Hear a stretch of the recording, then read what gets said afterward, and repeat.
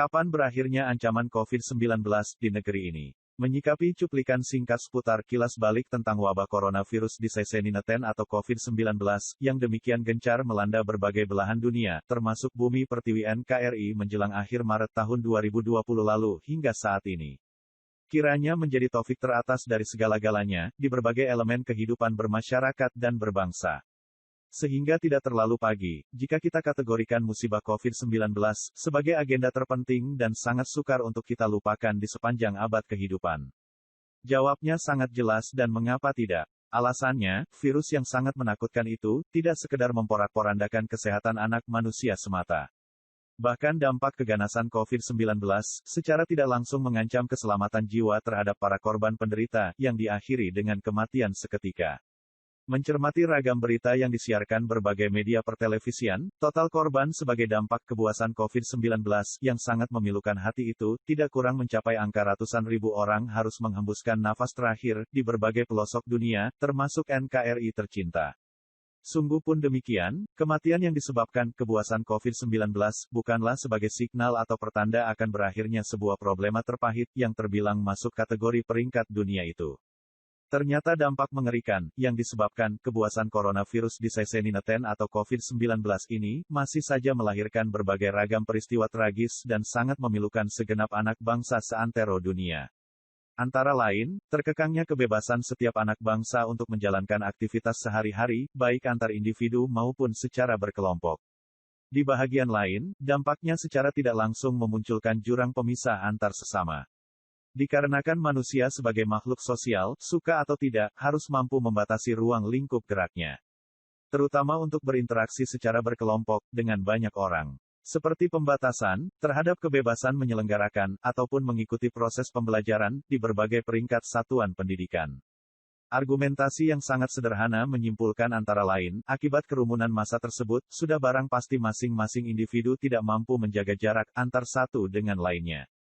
Sehingga kerumunan massa dan tempat-tempat keramaian, disimpulkan sebagai salah satu faktor penyebab penularan dan sulitnya memutus mata rantai wabah COVID-19, yang sewaktu-waktu dapat menyerang ke berbagai individu, bahkan meluas ke banyak orang. Ironinya fenomena tersebut secara sadar ataupun tidak, turut mempengaruhi sepak terjang dunia usaha dan dunia pendidikan khususnya yang berstatus swasta. Baik yang bertebaran di sejumlah kawasan di Kabupaten Langkat, serta Kota Binjai Sumatera Utara, secara umum. Akhirnya mencuat berbagai ragam pertanyaan serius. Di antaranya, kapankah problema terpahit ini akan berakhir dan pulih seperti beberapa tahun-tahun sebelumnya? Jawaban untuk itu, secara keseluruhannya hanya Tuhan Maha Pencipta langit dan bumi beserta isinya lah, yang sangat mengetahui. Bahaya coronavirus Disease-Nineten yang sangat menakutkan ini pun, terkesan demikian alot untuk dilenyapkan di berbagai belahan dunia. Artinya, meskipun berbagai upaya telah dilakukan, hingga terkonsentrasi untuk menyikapi fenomena yang tak kunjung berakhir tersebut. Sudah barang tentu, tidak saja menyita waktu serta mengorbankan tenaga dan pemikiran semua pihak terkait. Kemudian ditindaklanjuti dengan berbagai kesibukan, serta agak merepotkan kita sebagai rumpun bangsa, ketika naluri kemanusiaan terpanggil untuk mewujudkan budaya kepedulian terhadap antar sesama. Terutama, yang berkaitan erat dengan aktivitas kehidupan anak manusia, maupun kesehatan dan keselamatan jiwa banyak orang dimanapun mereka berada di jagat raya ini. Justru di latar belakangi problema yang tak kunjung berakhir tersebut, dilandasi sejumlah pertimbangan, serta memperhatikan berbagai dampak kelemahan dan kekurangan yang kian mencuat ke permukaan publik. Akibat peristiwa penularan wabah COVID-19, yang melanda negeri. Khususnya yang berkaitan dengan kebutuhan anak didik, sebagai cikal bakal harapan bangsa.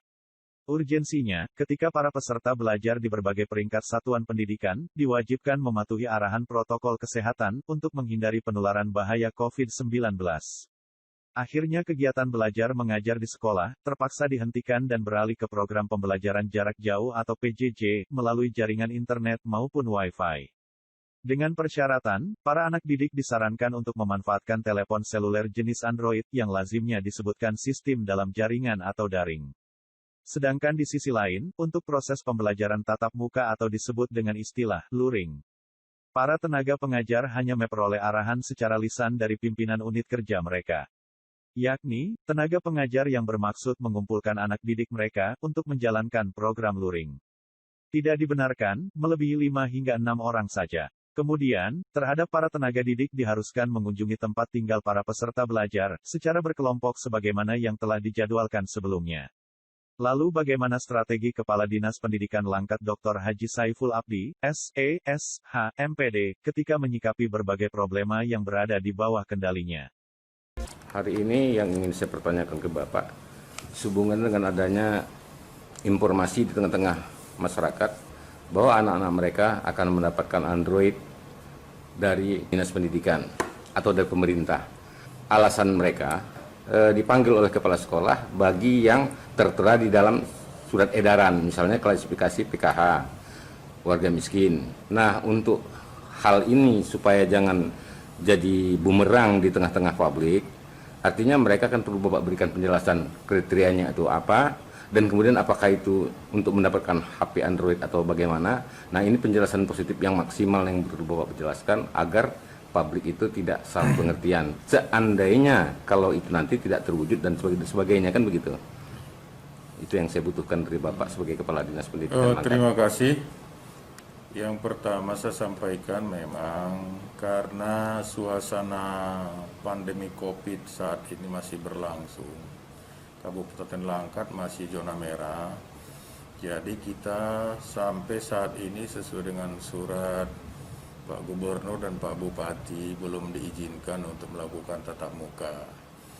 Namun di sana sini kita melihat memang banyak kelemahan sistem pembelajaran daring ini. Apalagi hasil monitoring kami ke beberapa sekolah, bahkan di perkotaan sendiri masih banyak siswa-siswi kita ini yang tidak punya Android. Jadi terhadap sekolah-sekolah yang berada di luar jangkauan internet, kami perintahkan kepala sekolah supaya menugaskan guru-gurunya untuk lakukan studi visit. Studi visit ini bisa saja guru-guru mengelompokkan dalam kelompok belajar 3 sampai paling banyak 5 orang. Supaya proses belajar mengajar ini memang bisa berjalan dengan baik.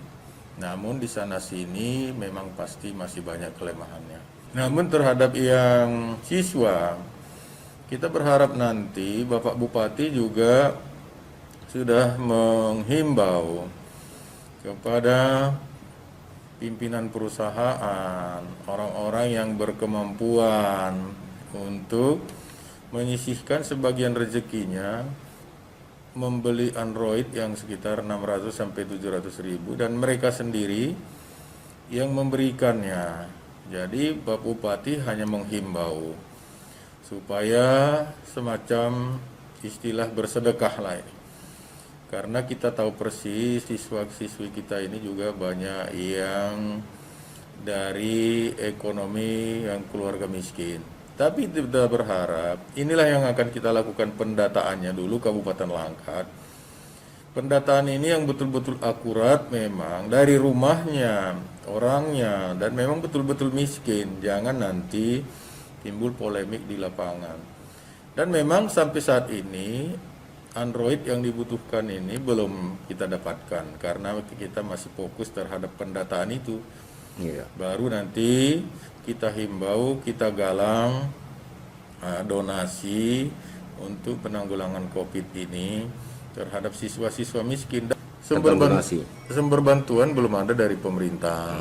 Kita rencana program ini merupakan gerakan masyarakat dari kita dan ini sudah merupakan himbauan Pak Bupati, Bapak Terbit Rencana Peranginangin, SE, untuk memberikan sebagiannya dari para pengusaha dan masyarakat yang berkemampuan supaya memberikan donasi kepada siswa-siswi kita yang miskin.